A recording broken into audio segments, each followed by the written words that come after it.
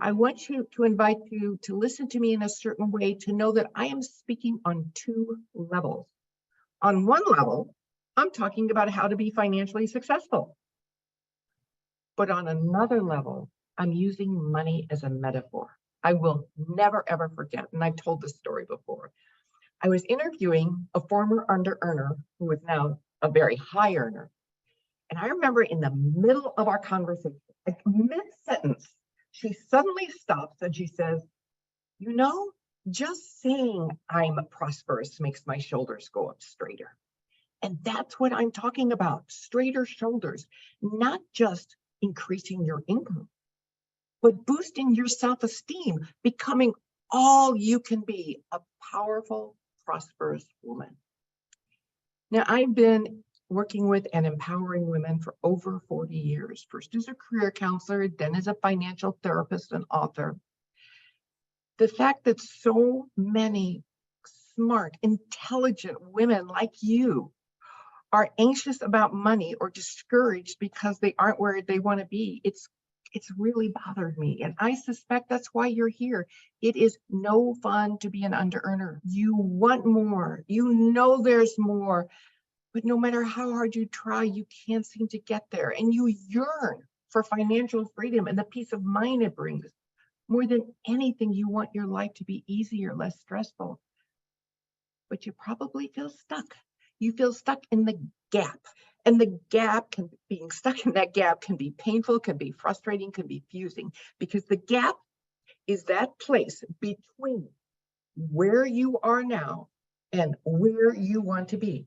And even if you've made some progress, even if you're not where you were, but you're certainly not where you want to be, and you find yourself probably thinking, there must be a better way, there must be another way to achieve this deep longing I have. Well, you're right.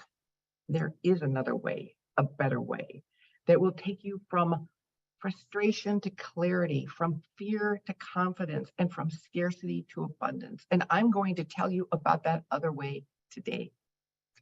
Because I assure you, it's the process, not the money, that empowers you. Too many women, including yourself, I imagine, have been in a deep sleep regarding your true nature, how powerful you actually are, how affluent you could be. And I promise, when you understand how to up your earnings, something extraordinary will happen. You mark my words. You will wake up to the truth of who you really are and the power you have, the enormous power to not only create wealth, but more important, to make a difference in areas that matter to you. Let's define what an under-earner is. I want to be on the same page with you. An under-earner is anyone who earns less than she needs or desires despite her efforts to do otherwise. Let me say it again. An under-earner is anyone who earns less than she needs or desires despite her efforts to do otherwise. It has nothing to do with the amount you make. You can make six figures and still be an under-earner, and you can make less and not be. Take my two daughters. Well, I have a third daughter who's a stay-at-home mom, but two of my daughters, one's an organic farmer and one owns a small town movie theater.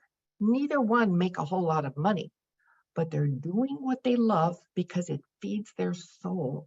And this is important. They make enough to meet their needs.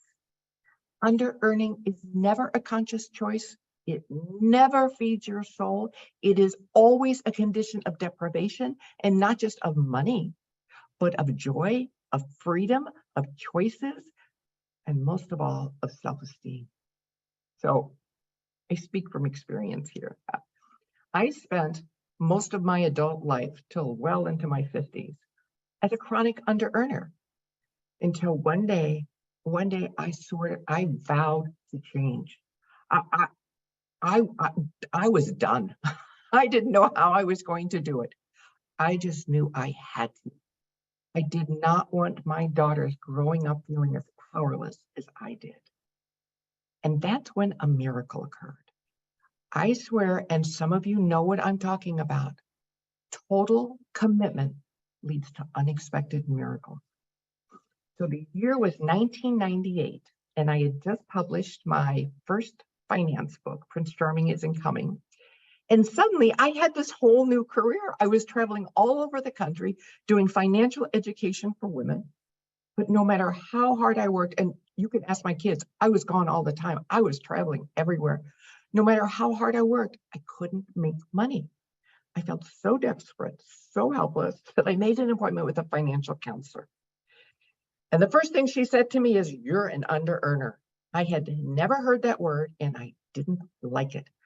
"I am not," I snapped. I said, "I am a writer." I mean, everybody knows writers don't make money, right? Well, typical of an under-earner, I was full of perfectly valid, logical reasons why I couldn't make more. Then came the miracle. The miracle came in the guise of a phone call from my agent. She called me all excited about a book idea she had for me. She said, "Why don't you interview women who make lots of money, because there's more of them than ever before?" So she was all excited and she kept talking and I stopped listening because I imagined these designer dress snobs, workaholics on steroids, totally intimidating, if not completely boring to talk to. And then suddenly it hit me. If this is what I thought about successful women, how will I ever let myself become one? At that moment, writing this next book, Secrets of Six-Figure Women, became a very personal project. And I interviewed 154 women who made 6 and 7 figures. And some of them were writers. And that's when I realized, that's when I got it. Everything I thought about what it takes to be a high earner is simply not true. It's just not true. I made 6 figures before I even finished writing that book. And then I began giving overcoming under-earning workshops to see if I could teach what I had learned. And those seminars turned into my 3rd book, Overcoming Under-Earning. And I've been making 6 figures ever since. And here's what I know for a fact. Overcoming under-earning is much more in your control than you may realize. It is never, ever too late to start. And the reward for your efforts go far beyond money. So my intention today is to challenge your thinking.